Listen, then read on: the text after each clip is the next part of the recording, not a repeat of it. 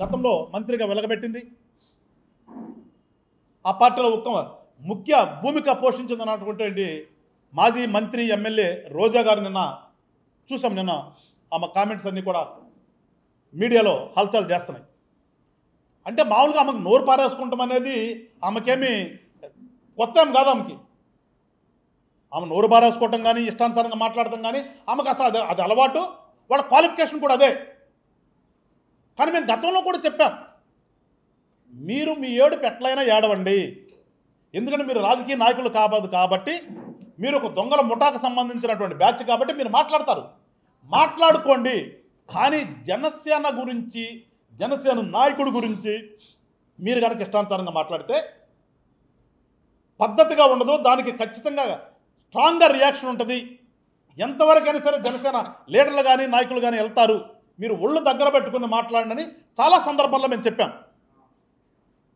కానీ నిన్న ఈ రోజా గారు నోరు ఏ రకంగా పారేసుకుందో అందరూ కూడా చూశారు. మళ్ళీ నేను దాన్ని రిపీట్ చేయాల్సిన అవసరం లే. ఎందుకంటే ఆమె బూతులు అనేది పెద్ద కొత్త కాదు.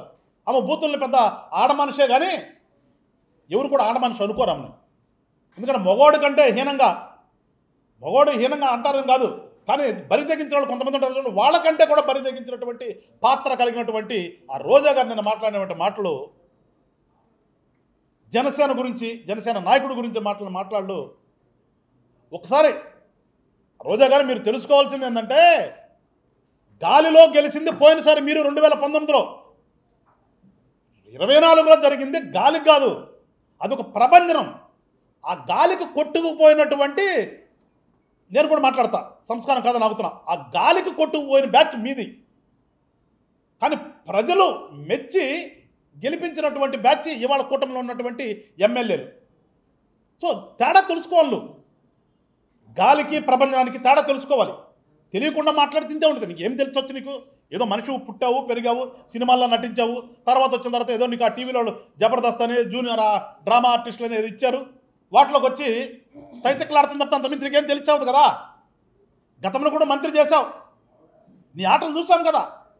తొందరపడద్దు, త్వరలో నీ పాత్ర కూడా వస్తుంది.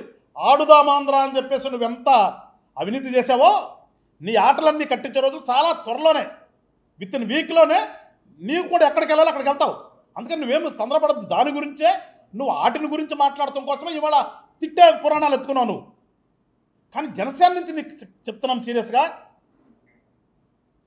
ఇంతకుముందు కూడా చెప్పాం, ఇప్పుడు చెప్తున్నాను, నువ్వు జనసేన గురించి నోరు బారేసుకుంటే కోసి కారం పెడతాం. నువ్వు ఆడదానివని కూడా చూడవు, ఎందుకంటే నువ్వు ఆడదాని కాదనే విషయం నీకు తెలుసు. నువ్వు కోసి కారం పెట్టుకునే దాకా తెచ్చుకోవద్దు. ఒక్క నిమిషం మా వాళ్ళని, ఏదో మీ నాయకుడు చెప్పాడే కనుసైకి చేస్తాను, మా కనుసైకి కూడా అవసరంలా. మీ ఊరికి ఇట్లా చూస్తే చాలు, మా వాళ్ళు ఏం చేయాలో చేస్తారు. కానీ మేము రాజకీయ పార్టీకి సంబంధించినటువంటి లీడర్స్. మేము నీకులాగా దొంగల సమూహంకు సంబంధించినటువంటి బ్యాచ్ కాదు. మేము నేను ఒళ్ళు దగ్గర పెట్టుకుంటే రోజా గారు మంచిది. నువ్వు ఒళ్ళు దగ్గర పెట్టుకోకుండా ఇదే సారంగా మాట్లాడితే కనుక నీకు ఎక్కడికొచ్చి ఎక్కడ దేహశుద్ధి చేయాలో అక్కడ మా వీర మహిళలు చాలా సిద్ధంగా ఉన్నారు. కానీ మహిళలు మా వాళ్ళు నీకులాగా బరి తెగించింది కాదు.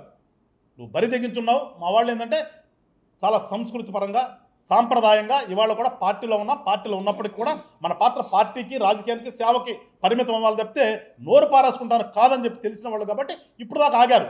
లేకపోతే నీకు ఇప్పటికి ఎప్పుడో అయిపోయింది నీకు. Please subscribe to Leo news for more videos.